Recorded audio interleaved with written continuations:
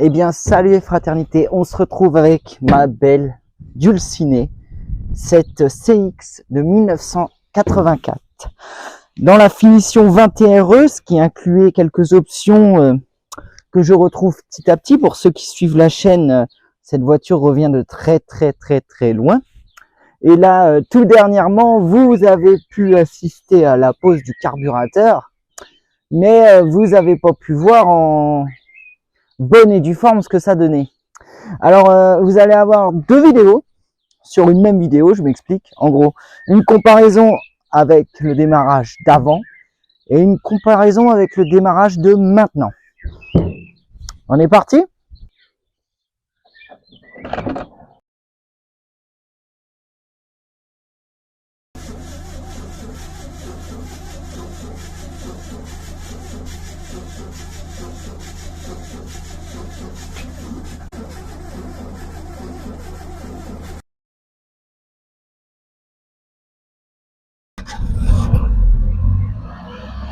Qu'elle se lève beaucoup plus vite qu'avant.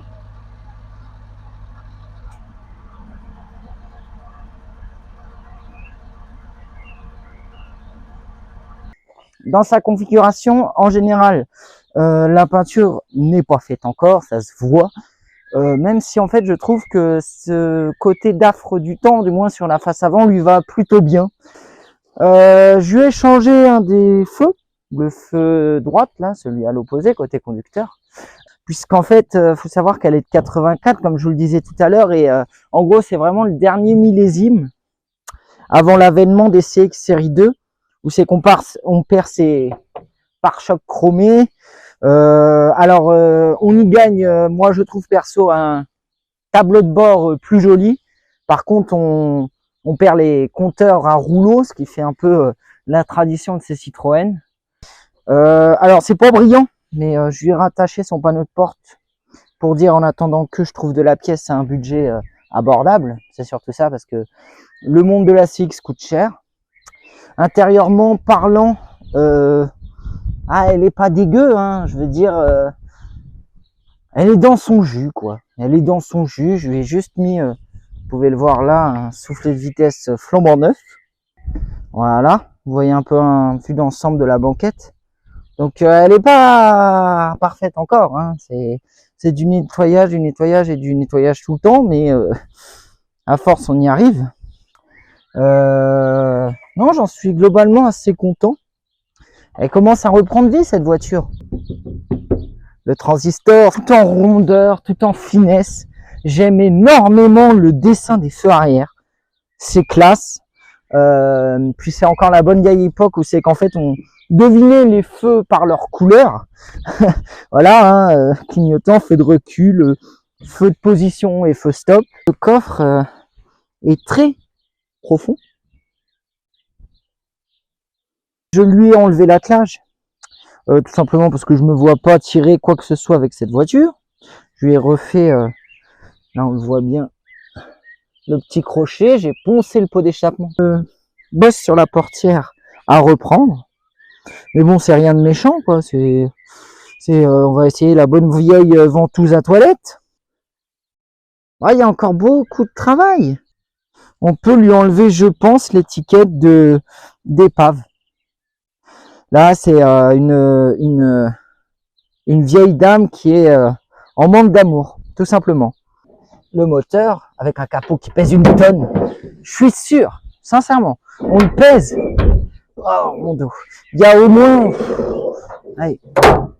50 kg de métal facile. C'est un monstre, oui, c'en est un. C'est un gros monstre, ce moteur. Moteur Douvrin, qui est le même moteur que ma TXE pour l'anecdote, sauf qu'il est équipé donc de ce petit et beau carburateur. Sur la 21, on remarque que c'est exactement le même bloc. À la différence près, les amis, bien sûr, hein, c'est que le moteur de la 21, lui, il est en injection. Pas du tout la même puissance. La petite CX, elle, avec son carburateur double corps, elle développe 107 chevaux. La 21, elle, en injection, développe 120 chevaux. Donc tout de suite, ça fait une sacrée différence. Alors je suis très content niveau compartiment moteur, autre chose que je vous ai pas montré la dernière fois. Vous avez vu comment j'ai réussi à avoir la structure de la voiture de verre, et ça fait plaisir.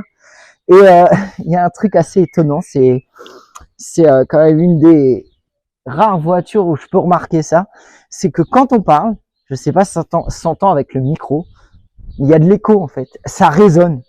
C'est fou quand même, hein. Le moteur est avancé vers l'avant, et en fait il y a toute cette place là. C'est que bon, bah il y a la roue de secours intégrée, une voiture longue et donc encombrante. C'est un véhicule, quand on manœuvre avec la CX, surtout en centre-ville, on a un très gros manque de visibilité vers l'arrière, et ça c'est un problème. On a une voiture très large, aussi bien longue devant que derrière, donc évidemment c'est compliqué. C'est une voiture aussi qui porte bien son nom, le CX. Elle a un CX tout à fait incroyable pour l'époque, et on le sent. C'est une des rares voitures où c'est que on se dit ah, elle est aérodynamique. Ouais, complètement. C'est l'air est vraiment très bien réparti. Je vais vous faire un gros plan. Quand on voit, là j'ouvre la porte, c'est plus révélateur, mais quand on voit le dessin du pare-brise qui est très courbé vers l'avant, droit en hauteur, l'inclinaison très profilée des ailes qui remonte, vous voyez, je ferme, sur toute la ligne de caisse, ce qui fait un parfait écoulement d'air. Et au final, quand on revient donc sur la partie arrière, on a cet angle donc cassé, et là c'est pareil, on a un écoulement d'air parfait. Et puis alors venant s'ajouter à ça les suspensions hydrauliques, on a une voiture tout à fait incroyable. C'est vraiment hyper agréable à conduire. Et bien voilà, c'était le roue-parleur avec sa petite Citroën CX. Si le contenu vous a plu, pensez à liker, vous abonner, c'est important pour le référencement de la chaîne. Et puis bah écoutez, je vous dis à très bientôt.